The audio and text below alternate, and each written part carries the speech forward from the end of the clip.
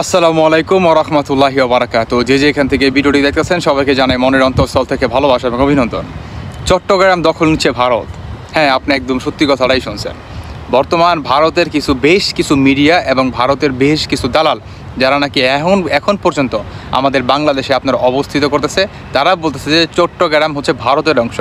কিভাবে? ভারতের যে আপনার 7 সিস্টার আছে সেটা তো ভারতেরই। ইভেন এই 7 সিস্টারের সাথে যাতে খুব ভালোভাবে যোগাযোগ করা যায় এবং ব্যবসা বাণিজ্যের দিক দিয়ে যাতে খুব ভালো একটা রিলেশন তৈরি করা যায়, সেই ক্ষেত্রে চট্টগ্রাম নাকি খুবই আর কি জনপ্রিয় এবং অনেক দরকার নাকি ভারতের।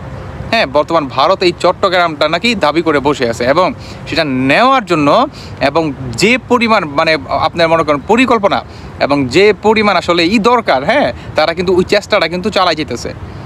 অনেকেই বলবেন যে ভাই কীভাবে? ভাই, ইন্ডিয়ার যে আপনার বড় বড় যে বেশ কিছু মিডিয়া আছে তারা ডিরেক্ট বলতেছে যে বাংলাদেশে যে চট্টগ্রামের যে বাণিজ্যিক যে এলাকাটা আছে সেটা হচ্ছে টোটালি হচ্ছে ভারতের। কেননা বাংলাদেশের এই চট্টগ্রামটা ভারতের জন্য অনেক ইম্পর্টেন্ট। তারা বলতেছে, তাদের যুক্তিপূর্ণটা একটাবার দেখুন। তারা বলতেছে যে কলকাতা থেকে বাংলাদেশের চট্টগ্রামের সাথে যোগাযোগ করার জন্য খুবই সহজ উপায় এবং এটা খুব কাছাকাছি। তাই আমাদের এই চট্টগ্রামটা হচ্ছে অন্যতম একটা জনপ্রিয় এলাকা, বাণিজ্যিক এলাকা, তাই না? বাণিজ্যিক এলাকা।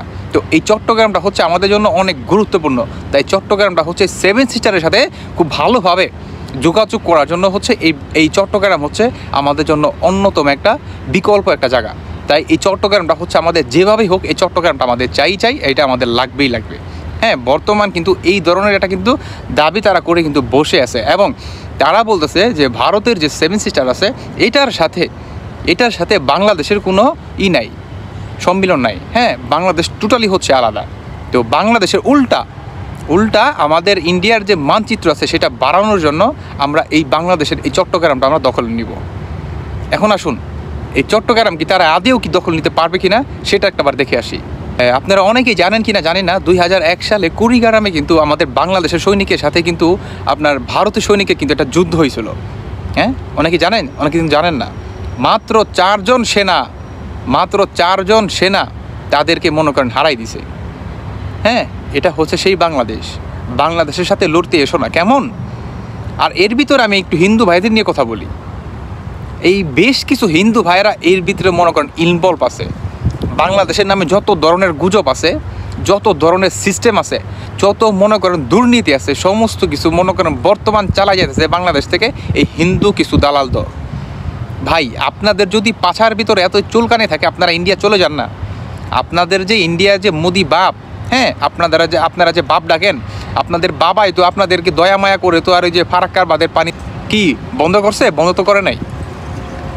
তারা আপনাদের উপরে যদি দয়া মায়া থাকতোই তাহলে কিন্তু ছেড়ে দিত না। এটা কিন্তু মাথায় রাখতে হবে। হ্যাঁ, অতএব দেশটাকে ভালোবাসতে শিখুন। এই আপনাদের মতো কিছু দালালদের জন্য আমাদের দেশটা আজকে এই পরিমাণ মনে করেন আসলে একটা মুখে, বুঝতে পারছেন? এত পরিমাণ ঝুঁকির মুখে এই আপনাদের মতো কিছু মানুষদের জন্য। এখন আসুন, এই চট্টগ্রামকে আমরা রক্ষা করতে পারবো? বাংলাদেশের সৈনিকরা বা বাংলাদেশের সরকার এই ইন্ডিয়ার কাছ থেকে এই চট্টগ্রাম রক্ষা করতে পারবে? হ্যাঁ, অবশ্যই পারবে। কারণ এই চট্টগ্রাম হচ্ছে আমাদের বাংলাদেশের জন্য অন্যতম একটা এলাকা, বাণিজ্যিক এলাকার ক্ষেত্রে ব্যবসা বাণিজ্য দিক দিয়ে। তাই এই চট্টগ্রামের দিকে কখনো ভুল করেও আপনারা চোখ দিবেন না। আমাদের বর্তমান বাংলাদেশের সৈনিকরা কিন্তু রেডি আছে। আমাদের বাংলাদেশের সৈনিকরা বর্তমান রেডি আছে যে ভারত তোমরা আসো, আমরা রেডি তোমাদের সাথে খেলার জন্য, তোমরা আসো, আমরা রেডি হয়ে বসে আছি।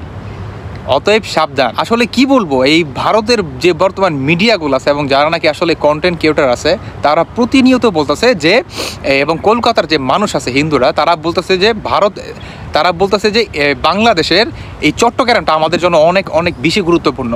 কারণ তারা যদি এই চট্টগ্রাম নিতে পারে, বাংলাদেশটাকেই তারা নিয়ে ফেলবে। হ্যাঁ, বাংলাদেশটাকে নিয়ে ফেলবে। এই চট্টগ্রামটা এর জন্য দরকার যাতে কলকাতা এবং চট্টগ্রাম মিলে যাতে তাদের একটা ভালো একটা মনে করেন ব্যবসা তৈরি হয়।